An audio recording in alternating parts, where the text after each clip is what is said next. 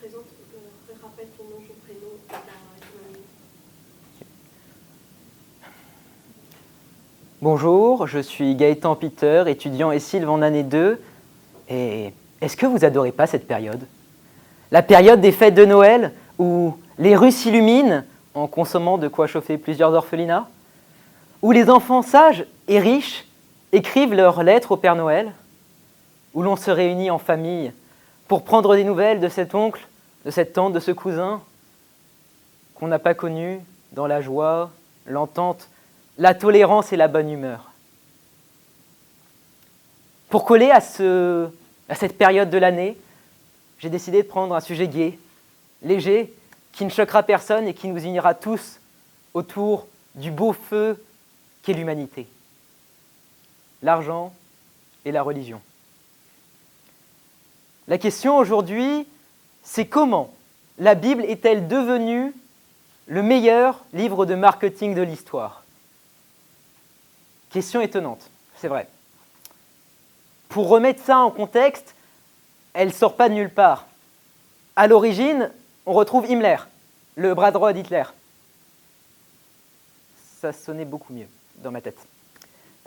Non, en fait, ce que vous ne savez peut-être pas, c'est qu'encore aujourd'hui, pour vous vendre vos yaourts préférés, on utilise des techniques créées par ce Himmler, ministre de la propagande lors du Troisième Reich. Alors, si lui, il a pu jeter les bases de la publicité, pourquoi est-ce qu'il n'y aurait pas quelqu'un d'autre, autre chose, peut-être même plus ancien, qui aurait pu jeter les bases du marketing?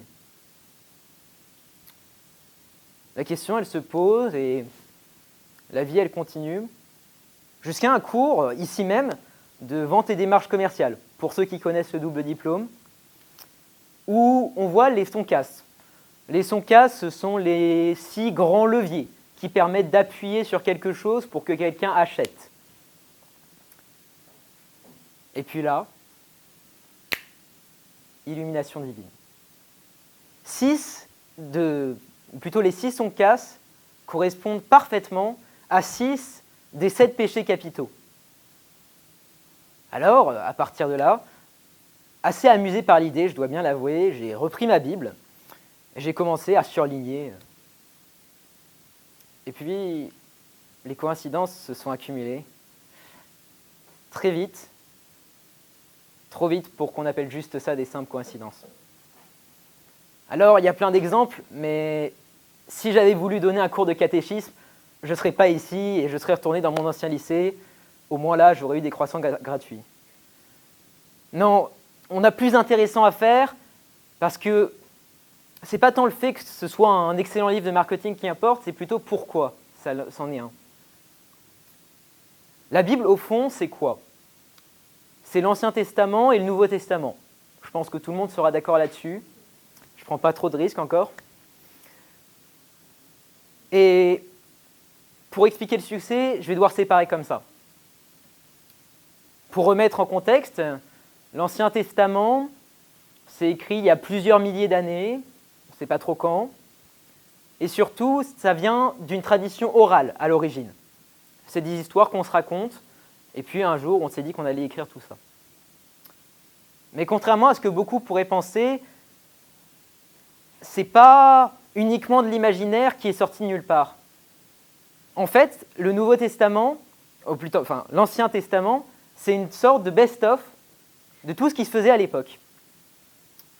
Par exemple, le déluge, tel qu'il est décrit, c'est repiqué, presque mot pour mot, de l'épopée de Gilgamesh, un texte qui a déjà 3000 ans d'histoire, au moment où la Bible est écrite et où la Bible est racontée. Et ça explique pas mal de choses. Alors bien sûr, on ne s'est pas contenté de reprendre les meilleurs mythes et de les refaire à la sauce monothéiste. On s'est aussi inspiré d'événements marquants d'une époque. Par exemple, les 7 plaies d'Égypte, maintenant on sait que c'est dû à l'éruption d'un volcan en 2 millénaires avant Jésus-Christ. Et on sait aussi que la tour de Babel, c'est très probablement issu d'une grande ziggourate. Alors, vous ne voyez peut-être pas encore le lien avec le marketing. Mais le propre même du marketing, c'est de cerner l'essence humaine et de trouver ce qui lui parle. Et c'est pour ça que l'Ancien Testament a cette force, a cette puissance. Lorsque on prend le meilleur, ce que les gens ont retenu en fait, pendant plusieurs millénaires, forcément, ça va donner que du bon. Et puis, à ça vient s'ajouter le nouveau. Le nouveau, il est un peu différent parce qu'il n'y a même pas 100 ans de différence entre le moment où ça se passe et le moment où c'est écrit. Alors, toujours en approximation. Les dates et la Bible, c'est une très grande histoire d'amour. Alors, qu'est-ce qui explique le succès de ce Nouveau Testament? On retrouve, comme pour l'Ancien, des éléments écrits entre-temps. Par exemple, si Jésus s'est fait accepter, on va dire, au sein de l'Empire romain, c'est souvent grâce à Dionysos. Et il est vrai qu'il y a pas mal de similarités entre les deux. Bien sûr, c'est pas que ça, c'est aussi beaucoup de chance, notamment avec le fait qu'un empereur romain décide d'en faire la religion de l'Empire, alors qu'à l'époque, c'était une dizaine de pourcentages tout au plus. Mais je pense que c'est aussi parce qu'il y a un message qui a touché. À l'époque, il n'y a pas eu un prophète. Il y en a eu des centaines, voire même des milliers. Des gens, qu'on prenait pour des fous ou pas, qui sont venus en disant « L'Apocalypse arrive » ou « Je suis fils de Dieu, écoutez-moi ». Et puis, il y en a un qui est sorti du lot.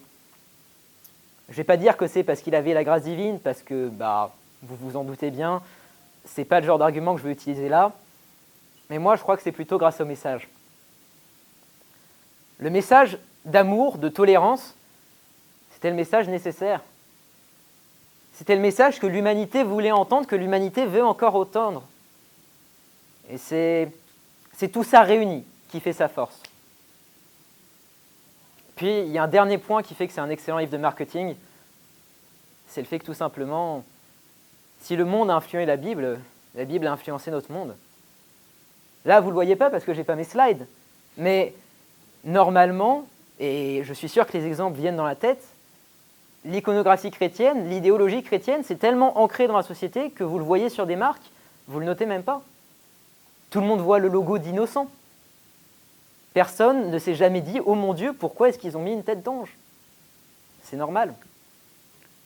Red Bull donne des ailes, ou bien la campagne, ça remonte à quelques années, de la RATP dans le métro avec une sorte de démon bizarre sur les épaules qui vous disait de frauder. Tout ça, c'est de l'iconographie chrétienne. Tout ça, c'est de la culture chrétienne. Et c'est tout ça, combiné à ce qu'on a fait, à ce qu'on a expliqué avant, qui font la force.